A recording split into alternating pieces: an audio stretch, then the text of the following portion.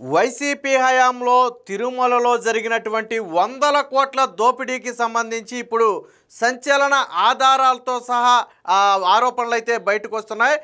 ప్రస్తుత TTD board మెంబర్గా ఉన్నటువంటి భానుప్రకాష్ రెడ్డి ఈరోజు కొన్ని సంచలన వ్యాఖ్యలు అయితే చేయడం జరిగింది. నాడు బోమాన కరుణాకర్ రెడ్డి టీటీడీ చైర్మన్గా ఉన్న సమయంలో పరకామణిలో అంటే తిరుమలకు చెందినటువంటి పరకామణిలో ఒక వ్యక్తి రవికుమార్ అనే ఒక వ్యక్తి డబ్బులు చోరీ చేస్తూ ఆ టీటీడీ విజిలెన్స్ అధికారులకు దొరికిపోవడం జరిగింది. దానికి సంబంధించిన సంచలన వీడియోలను కూడా భానుప్రకాష్ అయితే విడుదల చేయడం జరిగింది. సో అందులో స్వయంగా కొంత నగదును, ముఖ్యంగా ఇవన్నీ కూడా అమెరికన్ డాలర్స్తో పాటు ఇతర దేశాలకు చెందినటువంటి డాలర్స్ అన్నింటినీ కూడా ఈ సైజు కట్టను దాచుకోవటం, తరువాత అది విజిలెన్స్ అధికారులకు దొరికితే అతని మీద కేసు నమోదు చేశారు. ట్విస్ట్ ఏంటో తెలుసా? ఈ విజిలెన్స్ అధికారులు ఎందుకు మనం ఇప్పుడు దీని గురించి మాట్లాడుకోవాల్సి వస్తుంది అంటే 120 నోట్లకు పైగా దొరికినాయి అనేది భానుప్రకాష్ చేస్తున్నటువంటి ఆరోపణ. కానీ విజిలెన్స్ అధికారులు కేసులో కేవలం 9 కాగితాలు మాత్రమే దొరికినట్టుగా కేసు రాశారు. పైగా కొంతమంది పోలీసు అధికారుల ఒత్తిడితో దీన్ని లోక్ అదాలత్లో సెటిల్ చేసుకున్నారు.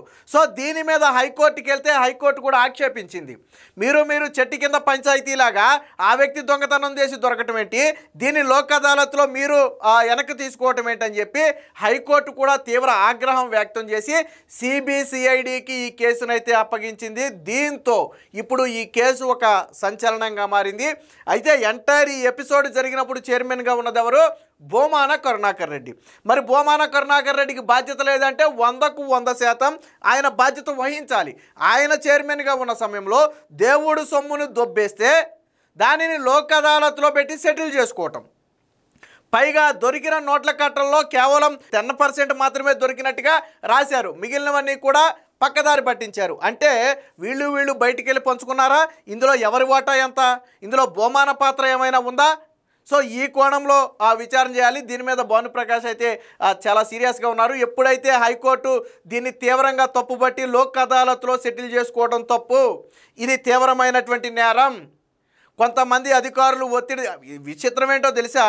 విజిలెన్స్ అధికారులు ఏం రిపోర్ట్ ఇచ్చారో తెలుసా? విజిలెన్స్ అంటే అప్పుడు టీటీడీ విజిలెన్స్ అధికారులు. సో టీటీడీ విజిలెన్స్ అధికారులు ఏం రిపోర్ట్ ఇచ్చారో తెలుసా? మీరు ఎందుకు ఈ కేసుని లోక్ అదాలత్లో విత్డ్రా చేసుకోవాల్సి వచ్చిందని ప్రశ్నిస్తే విజిలెన్స్ అధికారులు ఒక నివేదిక ఇచ్చారు. అప్పట్లో కొంతమంది పోలీసు అధికారుల ఒత్తిడి చాలా తీవ్ర స్థాయిలో ఉంది, ఆ ఒత్తిడిని తట్టుకోలేక మేమే కేసును వాపస్ తీసుకున్నాం. కానీ ఇప్పటికీ మాకు అర్థం కాని విషయం ఏంటంటే పోలీసు అధికారులు ఎందుకు ఇంత ఒత్తిడి చేశారు అనేది, ఒక వ్యక్తి గురించి ఎందుకు ఇంత ఒత్తిడి చేశారు అనేది మాకు ఇప్పటికీ అర్థం కావట్లేదని చెప్పి విజిలెన్స్ అధికారులు తమ నివేదికలో ఇచ్చారు. సో ఈ అంశాన్ని కూడా హైకోర్టు చాలా సీరియస్గా తీసుకుంది.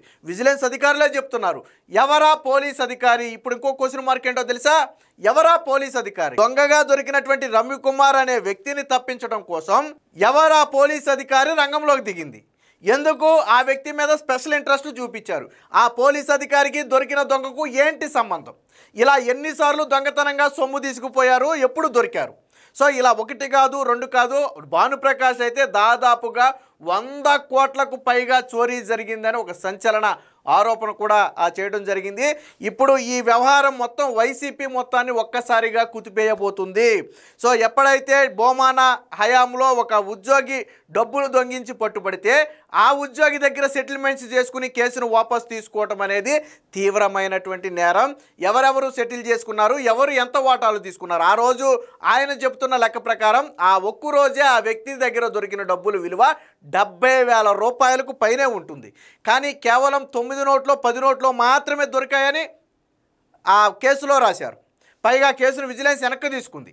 సో దీన్ని హైకోర్టు ఆక్షేపించింది. విజిలెన్స్ అలా వెనక్కి తీసుకోవడం ఖచ్చితంగా తప్పు, దీని మీద పూర్తి స్థాయి విచారణ జరగాలని ఇప్పుడు సిబిసిఐడికి అయితే ఆ కేసునైతే అప్పగించడం జరిగింది. సో దీనికి సంబంధించిన విజువల్స్ బయటకు వచ్చిన తర్వాతే ఈ కేసు డెప్త్ కూడా బయటకు వచ్చింది. ఒక్కసారి ఇది ఆ రోజు లెక్కలు పరకాణిలో డబ్బులు లెక్కేస్తున్నటువంటి దృశ్యం అయితే మనం చూడవచ్చు. చాలా స్పష్టంగా ఆ వ్యక్తి ఎలా డబ్బులు దొబ్బేశాడు, ఎలా వెలుగులోకి వచ్చింది అనేది కూడా మొత్తం ఈ వీడియోలో ఉంది. ఒకసారి చూడండి. సో ఇది ఆ టీటీడీ ఎంప్లాయీస్ అందరూ కూడా డబ్బులు లెక్కేస్తున్నారు. మీరు అందరూ చూడొచ్చు, టీటీడీ ఎంప్లాయీస్ అందరూ కూడా డబ్బులు లెక్కేస్తున్నారు. సో చూడొచ్చు, క్లియర్గా అర్థమవుతుంది మనకి ఇక్కడ.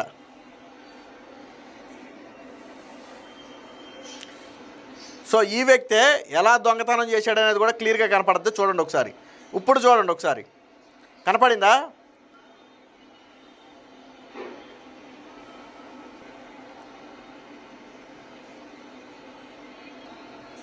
ఇదిగో ఇక్కడ కనపడుతుంది కదా మీకు, నోట్ల కట్టలు కనపడుతుంది కదా, 100 లాగా కనపడుతుంది మనకు ఒక సంఖ్య. సో ఇది నోట్ల కట్ట. సో ఇది మనకి పైకి ఒక కాగితం లాగా కనపడుతుంది కానీ అది ఈ సైజు ఉన్నటువంటి కట్ట. సో ఈ మొత్తాన్ని కూడా జస్ట్ కింద నుంచి తీసి, ఈ కాళ్ళ దగ్గర నుంచి తీసి తన లింగి మధ్యలో 2 కాళ్ళ మధ్యలో కూడా పెట్టుకుంటాడు. మీరు ఒకసారి జాగ్రత్త చూడండి, ఆ చెయ్యి అక్కడ పెట్టుకుంటాడు. అది 2 కాళ్ళ మధ్యలో పెట్టుకున్నాడు చూడండి. పూర్తిగా 2 కాళ్ళ మధ్యలో పెట్టుకుని డస్క మొత్తాన్ని ఎదరికి లాగేసి అడ్జస్ట్ చేసుకున్నాడు. సో మీరు మళ్ళీ ఒకసారి వెనక పెడతాం చూడండి. అదిగో నోట్ల కట్ట మళ్ళీ కనపడింది మనకి. సో ఇది ఒక్కసారి మనకే విజువల్స్లో రికార్డ్ అయినటువంటి అంశం. ఈ వీడియోను కూడా స్వయంగా భానుప్రకాషే ఇప్పుడు బయట పెట్టడం జరిగింది. సో పూర్తిగా అంటే ఇది దాదాపు ఒక 1 మినిట్ వీడియో, మీరు క్లియర్గా చూడండి. ఏ విధంగా పెట్టుకున్నాడు, ఏ విధంగా తర్వాత డస్క్ మొత్తాన్ని ఎదరకు లాక్కున్నాడు, తర్వాత సరి చేసుకున్నాడు, బట్టలన్నీ సరి చేసుకున్నాడు, ఏమీ కనపడినట్టు మొత్తంగా ఈ విధంగా మొత్తం చేసేసుకున్నాడు చూడండి ఒకసారి. సో కాళ్ళల్లో పెట్టుకున్నది కూడా జాగ్రత్త చేసుకుని మొత్తం అంటే సీసీటీవీకి కూడా కనపడకుండా దొరకకూడదనే ఉద్దేశంతో చేసినటువంటి పని. బట్ సీసీటీవీ ఫుటేజ్లో ఇది మొత్తం కూడా పూర్తిగా రికార్డ్ అయింది. చూడవచ్చు మళ్ళీ ఆ డబ్బుల్ని, ఇందాక పెట్టుకున్న డబ్బుల్ని స్లోగా లోన ఉన్నటువంటి అండర్వేర్లోకో లేదా ఏదన్నా పంచికి సంబంధించి ఏదైనా పాకెట్ లాంటిది ఉంటే ఆ పాకెట్లోకి మొత్తం సరి చేసుకుంటున్నాడు చూడండి. కొంచెంగా మొత్తం సరి చేసుకుంటున్నాడు. ఫస్ట్ పెట్టుకున్నాడు, ఆ తర్వాత కొంచెం సరి చేసుకుంటూ వచ్చాడు చివరికి. సో ఈ వ్యక్తే ఆ వ్యక్తి రవికుమార్ ఎవరైతే మనం మాట్లాడుకున్నామో ఆ వ్యక్తే. ఇది ఏ రోజు రికార్డ్ అయింది, ఎప్పుడు రికార్డ్ అయింది, దీని వివరాలన్నీ కూడా ఉన్నాయి. ఇప్పుడు ఇది ఎందుకు వెలుగులోకి వచ్చింది అంటే, ఇప్పుడు హైకోర్టు దీని మీద తీవ్రంగా ఆక్షేపించింది. దేవుడు సొమ్ములు ఎవరో ఒకరు కొట్టేయటమేంటి, తర్వాత చెట్టు కింద పంచాయతీ చేసుకోవటం ఏంటి. చెట్టు కింద పంచాయతీ మీన్స్ ఏదైతే లోక్ అదాలత్లో దీని కేసును వాపస్ చేసుకుని ఆ వ్యక్తి మీద ఇది లేకుండా చేశారు. పైగా విజిలెన్స్ అధికారులే ఇచ్చారు నివేదికలో. కొంతమంది పోలీసులు మా మీద ఒత్తిడి చేశారు అంటే డీజీపీ చేశాడా, ఐజీ చేశాడా, ఎస్పీ చేశాడా, డిఎస్పీ చేశాడా, లేదా టీటీడీ మీద ఒత్తిడి తెచ్చిన పోలీస్ అధికారులు ఎవరు? అయితే ఇంకొక సంచలన ఆరోపణ కూడా భానుప్రకాష్ చేయడం జరిగింది. ఏంటంటే త్వరలోనే టీటీడీ ఉద్యోగులలో ఒక కీలక అధికారి అప్రూవర్గా మారి మొత్తం జరిగిందంతా చెప్పబోతున్నాడు. తర్వాత జగన్మోహన్ రెడ్డి బండారం, అలాగే భూమాన కరుణాకర్ రెడ్డి బండారం, ఇద్దరి బండారాలు కూడా బయట పడబోతున్నాయని ఒక బాంబు కూడా పేల్చాడు ఆయన. అంటే త్వరలోనే ఒక పెద్ద స్థాయి అధికారి, టీటీడీలో ఒక పెద్ద స్థాయి అధికారి, ప్రస్తుతం ఉన్నాడా రిటైర్డ్ అయ్యారనేది మనకు తెలియదు కానీ ఒక పెద్ద స్థాయి అధికారి అప్రూవర్గా మారి ఆళ్ళ హయాంలో జరిగిన అవినీతి అక్రమాలు మొత్తం కూడా బయట పెట్టడానికి సిద్ధమైనట్టుగా భానుప్రకాష్ అయితే ఒక బాంబు కూడా పేల్చడం జరిగింది. దీంతో అప్రూవర్గా మారబోయే అధికారి ఎవరు అనేది కూడా ఆసక్తితో ఎదురు చూస్తున్నారు. ఎప్పుడైతే ఈ టీటీడీ వ్యవహారం బయటకు వచ్చిందో ఇది వైసీపీకి అతిపెద్ద షాకు. వాస్తవానికి టీటీడీని టచ్ చేసిన ప్రతిసారి వైసీపీకి గట్టి షాకే దొరుకుతుంది. తిరుమల లడ్డూ దగ్గర మొదలు పెడితే, మొన్న విగ్రహం దగ్గర మొదలు పెడితే, శనీశ్వరుడి విగ్రహాన్ని కాదని చెప్పి వాదించడం దగ్గర మొదలు పెడితే ఇప్పుడు డబ్బుల వరకు. సో ఇలా ప్రతి అంశం కూడా వైసీపీని చాలా తీవ్ర స్థాయిలో అయితే ఇరకాటంలో పడేస్తుంది. తాజాగా వచ్చినటువంటి ఈ వీడియోతో వైసీపీ మరింత ఉక్కిరి బిక్కిరయ్యే పరిస్థితి. మరి మన శనీశ్వరుడి విగ్రహం విషయంలో విష్ణుమూర్తి విగ్రహం అని చెప్పి వచ్చి నానా రాద్ధాంతం చేసినటువంటి భూమాన ఇప్పుడు బయటకు వచ్చి సమాధానం చెప్పాలి. ఎందుకంటే ఇది భూమాన కరుణాకర్ రెడ్డి హయాంలో జరిగింది. సో భూమాన కరుణాకర్ రెడ్డి హయాంలో జరిగినప్పుడు ఎందుకు ఆ వ్యక్తి మీద చర్యలు తీసుకోలేదు? దొరికిన సొమ్ము మొత్తాన్ని ఎందుకు లెక్కల్లో చూపలేదు? కేవలం 9 కాగితాలే అని చూపారు అంటే దాదాపు మిగిలిన 100 కాగితాలు లేదా 110 కాగితాలు ఏమైపోయినట్టు? ఎవరు పంచుకున్నారు వాటిని? ఈ వ్యక్తి ఇలా ఎన్నిసార్లు బయటకు పట్టుకెళ్ళాడు? ఇలా ఎంతమంది బయటకు పట్టుకెళ్ళి పంచుకుంటున్నారు?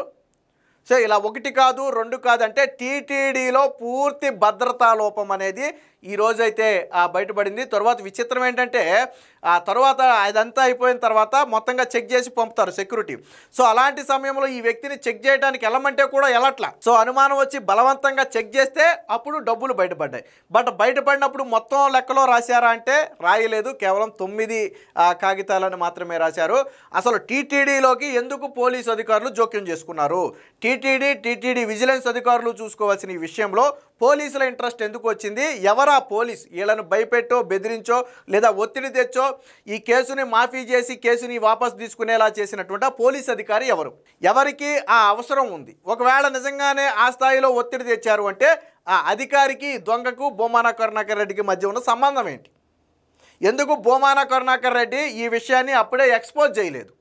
సో ఇలా ఒకటి కాదు, రెండు కాదు, అనేక ప్రశ్నలు అయితే రాబోతున్నాయి. మొత్తంగా ఏది ఏమైనా ఇప్పుడు ఈ పరకామణిలో బయటపడినటువంటి ఈ చోరీ వ్యవహారం అనేది వైసీపీకి అతిపెద్ద షాకుగా మారింది. నిన్న మొన్న మీడియా ముందు విపరీతంగా మాట్లాడుతున్నటువంటి భూమాన కరుణాకర్ రెడ్డి ఇప్పుడు దీని మీద స్పందించాలి. తన హయాంలో జరిగినటువంటి ఒక ఘటన మీద ఈరోజు హైకోర్టు కూడా సీరియస్ అవ్వటమే కాకుండా సిబిసిఐడికి కేసును అప్పగించిందంటే ఆ రోజు వ్యవస్థలు ఎంత అచేతనంగా ఉన్నాయి, వ్యవస్థలు ఎంత దారుణంగా ఉన్నాయి అనేది అర్థం పడుతుంది. ఏది ఏమైనా మొత్తంగా ఇటు భూమాన కరుణాకర్ రెడ్డికి, అలాగే అటు ముఖ్యమంత్రిగా ఉన్నటువంటి జగన్మోహన్ రెడ్డికి, ఇరువురికి కూడా ఇప్పుడు ఈ పరకామణిలో జరిగినటువంటి చోరీ వ్యవహారం అనేది తలనొప్పిగా మారబోతుంది అనేది బయట జరుగుతున్నటువంటి ప్రచారం.